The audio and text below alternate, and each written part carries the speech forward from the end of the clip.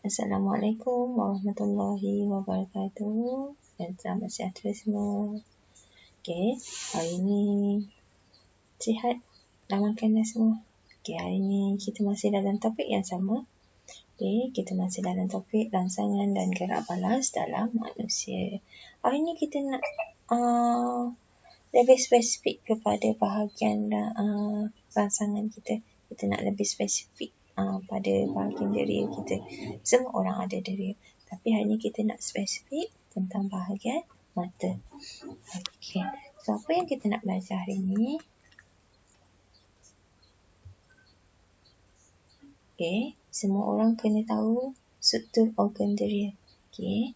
Semua orang tak kena tahu struktur organ deria dan semua orang kena tahu fungsi dia. Okey, contohnya hari ni kita nak belajar pasal mata. So, organ deria kita adalah mata.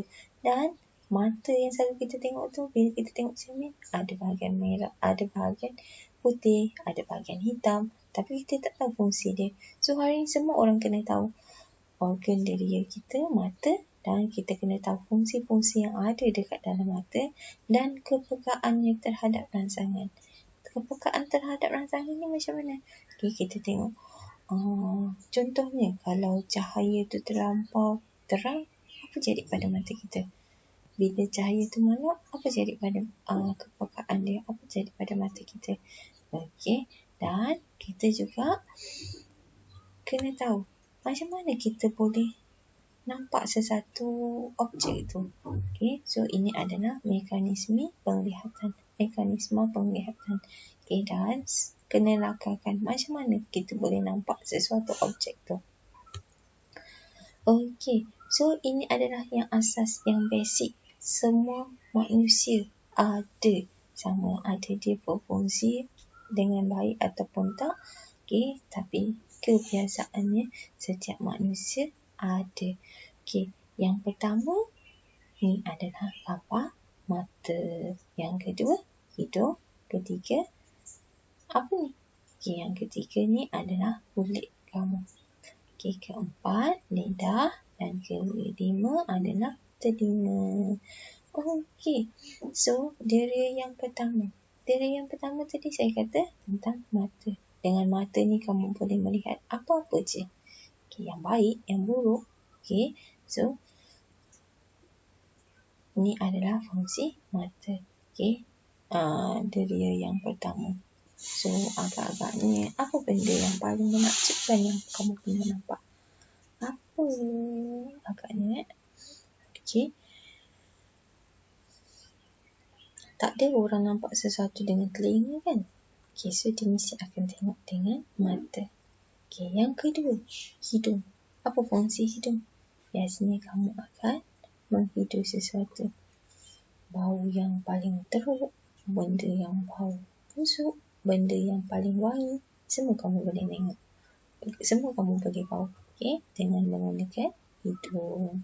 Okey, yang ketiga, benda paling lembut yang pernah kamu sentuh. Okey, so kamu sentuh mesti gunakan kulit kamu. Memanglah gunakan tangan. Tapi dekat tangan tu ada kulit. Tak semestinya dekat tangan je. Dekat bahagian badan yang lain pun ada juga kulit kan. Okay, bahagian kaki, bahagian badan. So, ada kulit. So, kamu boleh merasa sesuatu. Yang ketiga, yang keempat adalah lidah. Okay, ni time kecil-kecil dulu. Nampak je. Ejek je orang. Keluar lidah. Okay. So, dengan lidah ni lah kamu boleh merasa sesuatu. Okay, rasa manis, sedapnya aiskrim tu. Sedapnya kek tu. Masinnya dia masak. Pahitnya, asamnya, semua ada. So, dengan menggunakan lidah.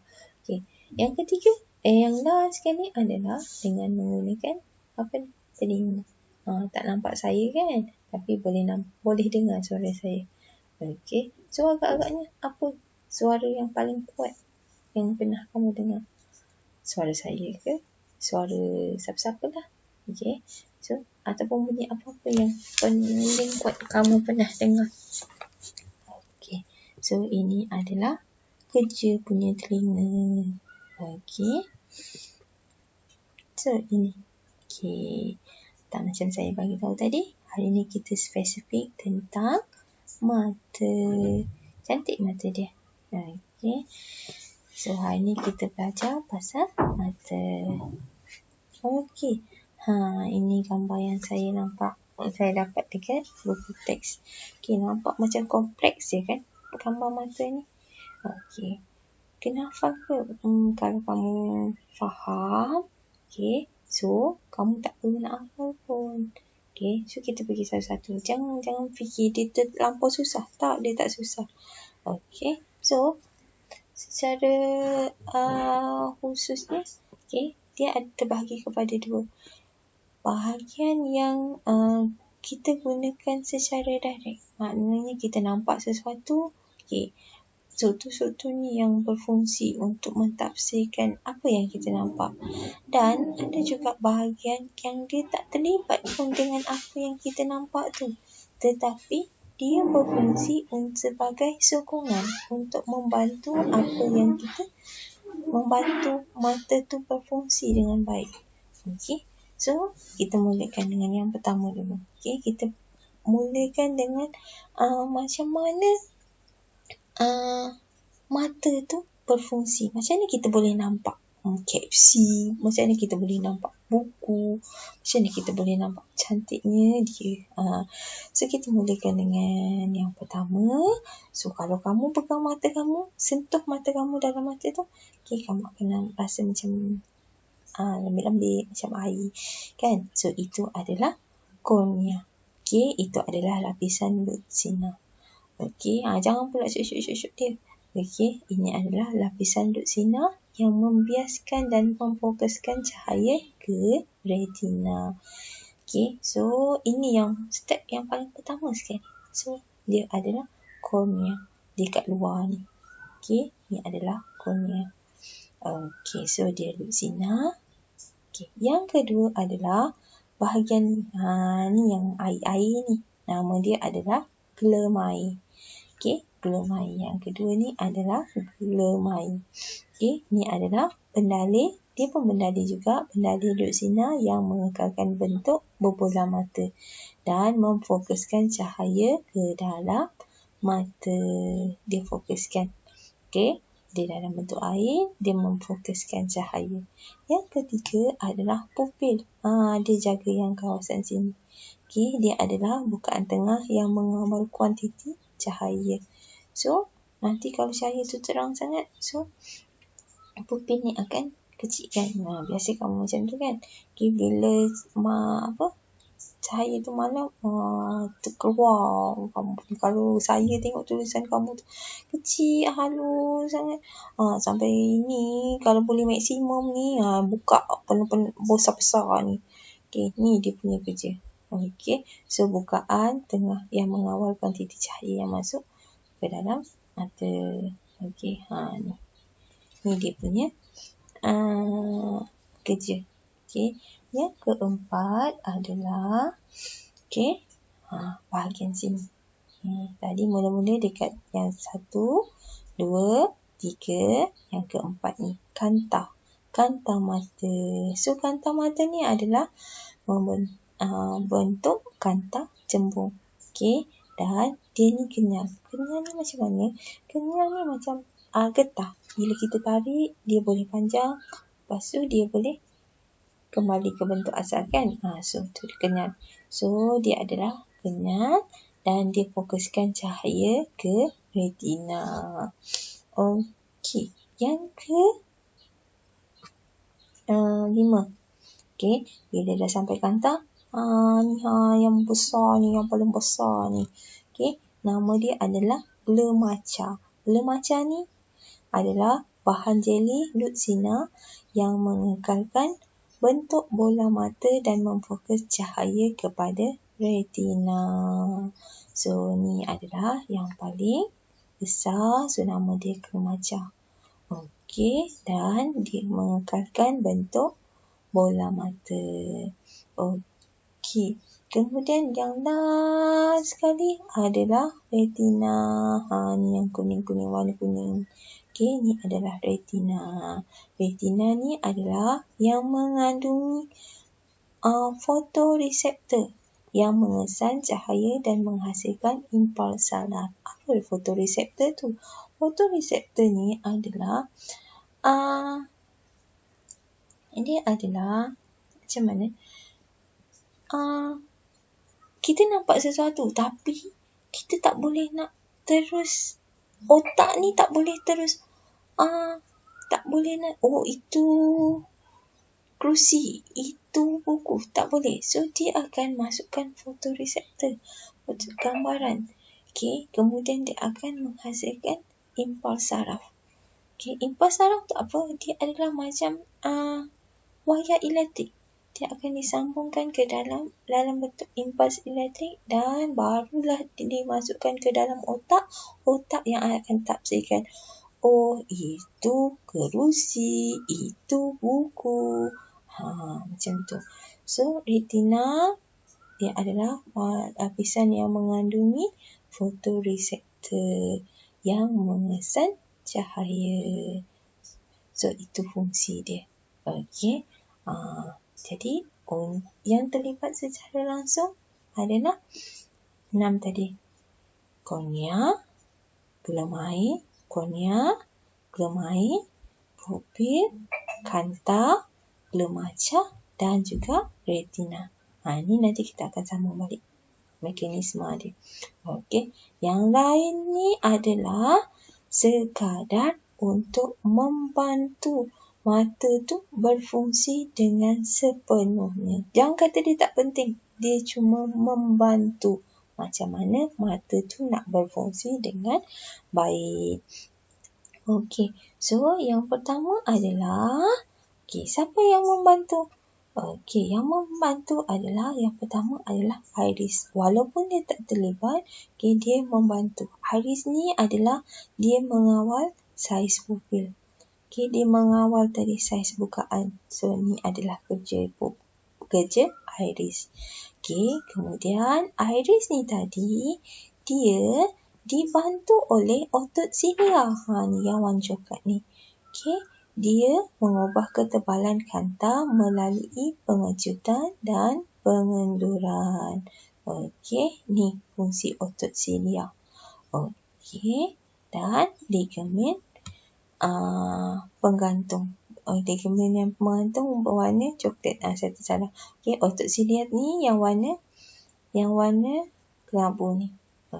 Ligamen penggantung dia adalah gentian kuat yang memegang kanta mata pada kedudukannya. Ni dia memegang kanta yang warna coklat ni. Dia memegang kanta. Dah faham macam mana kanta ni dia pegang? Yang pertama tadi, iris dia mengawal saiz pupil. Kemudian iris ni dia bergantung kepada otot silia. Otot silia ni dia pegang kanta dan juga otot silia ni mengubah ketebalan kanta melalui pengecutan dan pengenduran. Dan ligamen ni pula dia memegang kanta pada kedudukannya.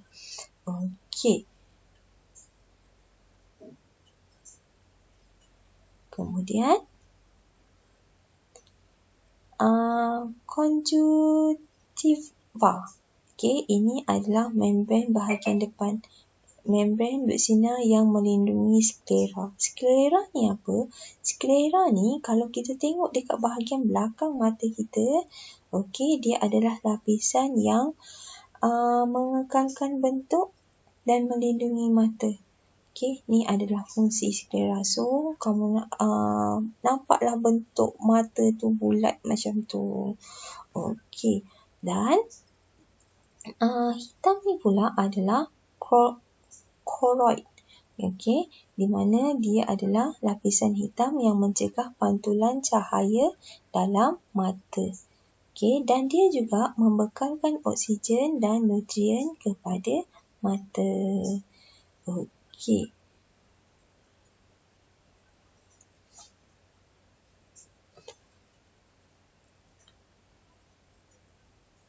Okay, kemudian bintik kuning ni berfungsi kepada, ini adalah bahagian retina yang paling peka terhadap cahaya.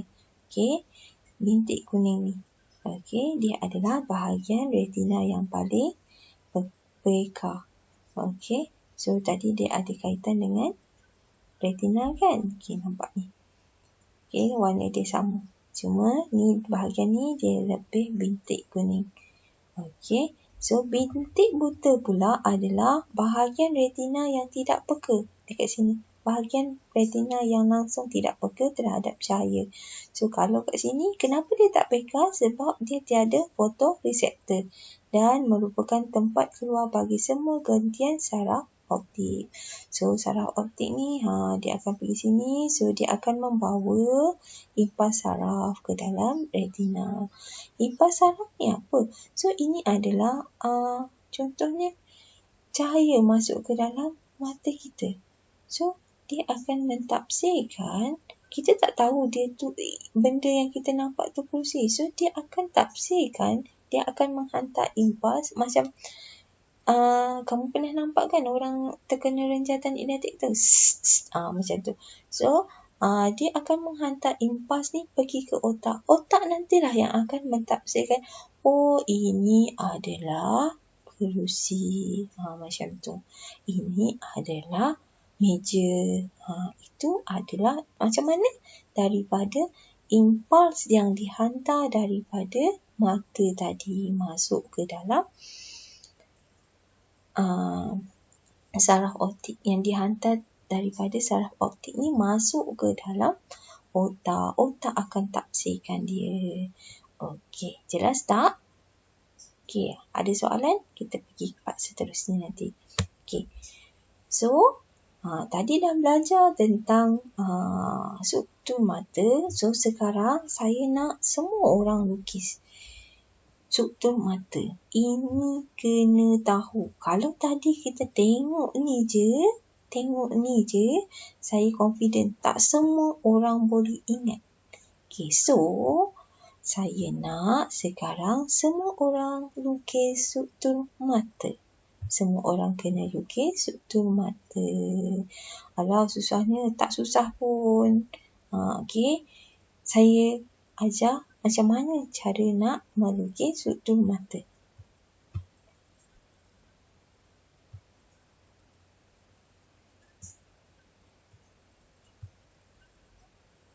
Okay, tengok video ni. Assalamualaikum warahmatullahi wabarakatuh. Okay, hari ni kita nak belajar tentang macam mana nak buat struktur mata. Okay, struktur mata ni penting. Okay, kenapa? Sebab kamu lebih senang nak faham. Okay, kamu lebih senang nak ingat tentang struktur mata tu nanti. Okay, so step yang pertama, kena ada jangka lukis. Kalau tak ada, tak apa. Nanti saya bagi tahu step yang kedua. Okay, so siapa yang ada jangka lukis, gunakan jangka lukis. Okay, so step yang pertama kita buat bulat lah dulu. Okay, kita buat bulat.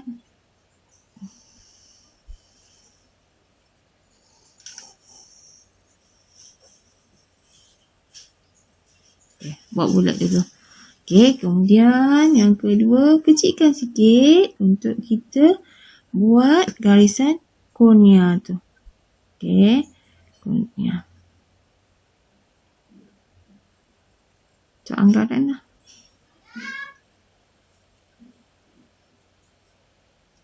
So, dapat. Okay, so macam kecil sangat. So, kita padam lah. Kecil sangat pun tak cantik. Okay, so kita besarkan sikit.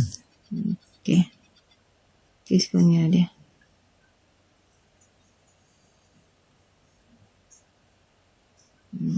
Besar sikit, so nanti kamu senang nak tengok struktur dia. Okay, yang ni macam tak jelas tak apa. Okay, nampak tak? Okay, saya zoom sikit. Okay, nampak dia punya ni. Okay, tak jelas tak apa. Okay, sebab nanti kamu akan jelaskan dia. Okay, so step yang kedua, tadi kan tak ada yang tak ada jangka lukis kan? So, kalau tak ada jangka lukis, okey, kita buat cara macam ni. Ambil apa-apa yang dekat rumah kamu tu, cawan. Okey. Mesti ada, tak kisahlah. Benda bulat dekat rumah kamu tu. Okey. So, guna je untuk buat bulat. Okey. So, lukis gunakan pensel. Jangan gunakan pen. Sebab nanti salah, susah nak padam. Okey. So, dah lukis bulat. Okey. Okey bulat. Lepas tu, ambil yang kecil sikit. Saiz yang kecil sikit. Untuk kita buat dia punya kornea.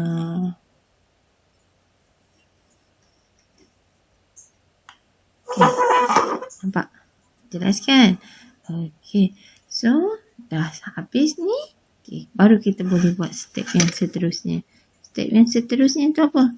Okey. Kita buat lapisan yang kedua. Okey. Buatlah yang dekat dalam dia tu. Okey.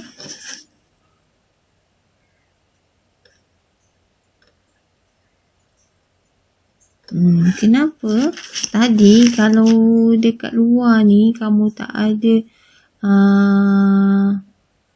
gunakan bulat yang betul, mesti yang kat dalam ni kamu dah jadi macam Parkinson dah. Dah tak tahu dah bentuk dia macam mana. So kalau dekat luar tu ada dia punya betul-betul bentuk bulat dia, so kuranglah sikit kamu punya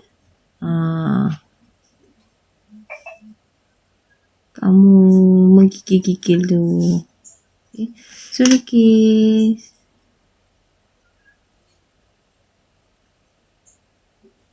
Okay.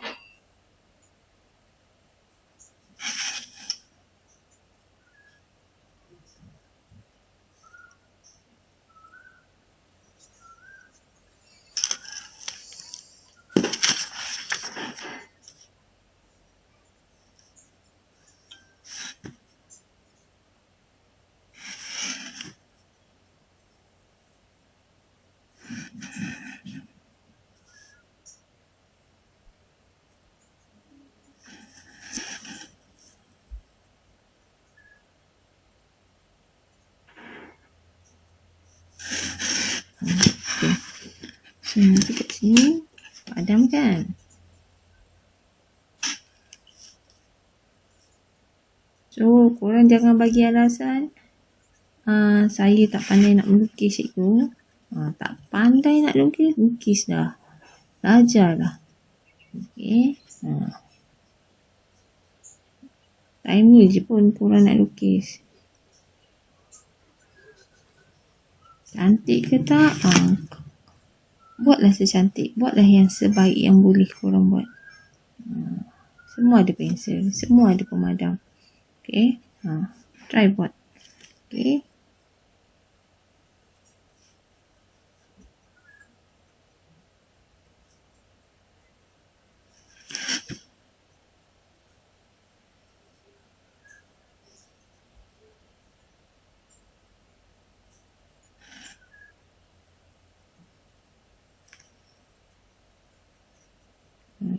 Okay. So, buatlah. Siapkan, lengkapkan sama macam struktur tu. Okay. 1, 2, 3. Ini baru ada satu. So, lepas tu,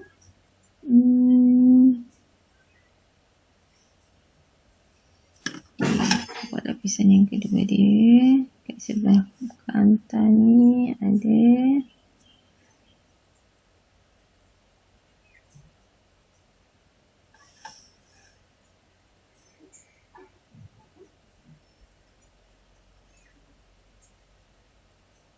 Orang kan profesional. Ada yang tu lebih pandai melukis saya. Saya ni lukis kartun pun tak pandai. Korang kan lebih pandai. Korang buatlah. Okay, mesti buat. Jangan kata tak ada tu, tak ada ni. Belajar. Okay. Cantik ke tak cantik ke, korang punya hasil. Korang nak yang baik dalam hidup. So So korang try buat yang sebaik yang korang boleh. Okay. Jangan jadikan macam-macam alasan ni hidup ni. Tu tak boleh, ini tak boleh. Tak nak macam tu. Okay. So ini kecil sikit. Cuba besarkan sikit.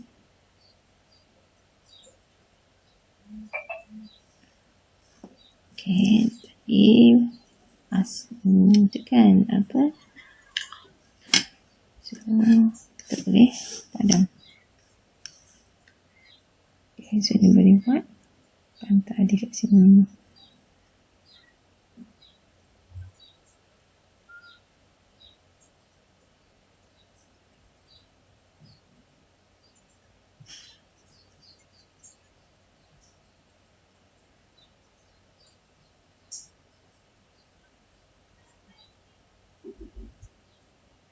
Tak dia.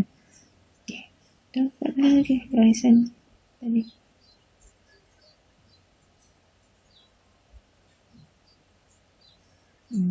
Buat sampai siap. Okay. Lepas tu labelkan dia. Okay. Ini yang saya dah siap dah. Okay. Ini saya dah siap. Okay. Belum label, belum siap label je. Okay. So saya nak buat macam ni sekali dengan dia punya fungsi dan juga okay, struktur tu. Okay. So saya nak kamu siapkan label sekali.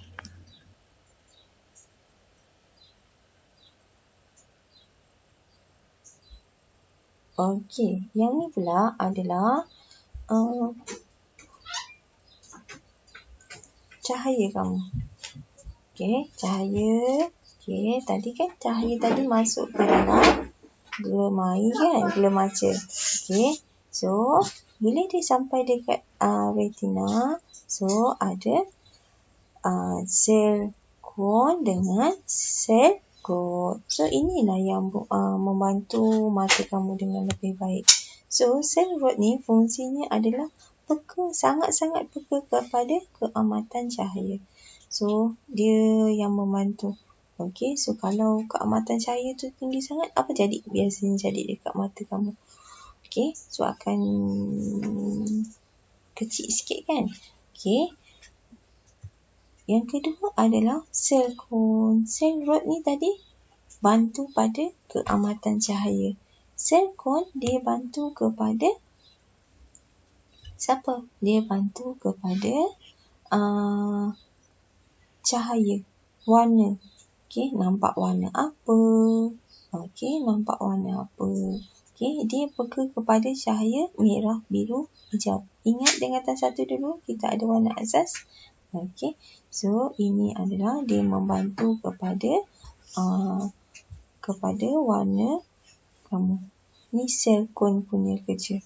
Okey, so orang yang ada masalah tentang buta warna ke. Okey, so ini sel kon dia ada bermasalah. Okey, so jelas? Okey, so ini sel kon dengan sel rod dia berada dekat bahagian retina mata kamu. Okey, so saya ulang balik. Sel rod dia berfungsi kepada keamatan cahaya. So dia sangat-sangat peka kepada keamatan cahaya. Okey, dan sel kon dia peka kepada cahaya. Cahaya tu merah, biru, kuning. So dia yang membantu. Okey, so sel kon ni dia yang warna kuning ni. Sel rod dia yang berwarna biru ni. Okey, jelas? Okey, so sekarang kita masuk kepada mekanisme penglihatan. Tadi saya dah masuk sikit kan, so ni nak jelaskan lagi semula. Okey, so macam mana dia masuk? Okey, katakanlah yang ni kamu nampak lilin. Okey, saya bagi contoh dekat sini adalah lilin. So, sinar cahaya daripada objek. So, lilin ni nampak macam ni kan, tapi dia bila masuk ke dalam mata. Okey, so sinar cahaya lilin objek ni nampak macam ni. Okey. So, dia akan masuk melalui kornea, gelemain. Okey, kornea, gelemain, kanta mata sebelum sampai ke dalam retina. Ni retina. Okey. So, bila dia dah masuk dekat sini, okey, bila dia sampai dekat kanta, so, barulah dekat sini dia disilangkan. Okey, daripada cahaya yang atas ni dia akan pergi ke bawah, yang bawah dia akan pergi ke atas. So, nanti ada titik persilangan kat sini. So, kemudian sinar cahaya akan merangsang fotoreseptor untuk menghasilkan impuls saraf dan dia akan dihantar ke otak. So, macam saya cakap tadi lah. Okey. So, objek ni tadi akan masuk ke dalam kornea, gelemain, ke dalam kanta gelemaja dan dia akan pergi ke retina. So, retina ni dia akan kat sini banyak akan banyak fotoreseptor. So, fotoreseptor ni akan menghantar impuls pergi ke otak. So, bila dah sampai otak, barulah dia mentafsirkan, otak kamu mentafsirkan apa yang kamu nampak. Okey. Jelas? Okey. So, mentafsirkan impuls saraf tersebut, imej yang kecil dalam keadaan terbalik pada retina akan kelihatan tegak. Walaupun kat sini dia songsang, tapi bila kamu nampak dia adalah dalam keadaan tegak. Okey, jelas? Okey, itu adalah pembelajaran kita untuk hari ini.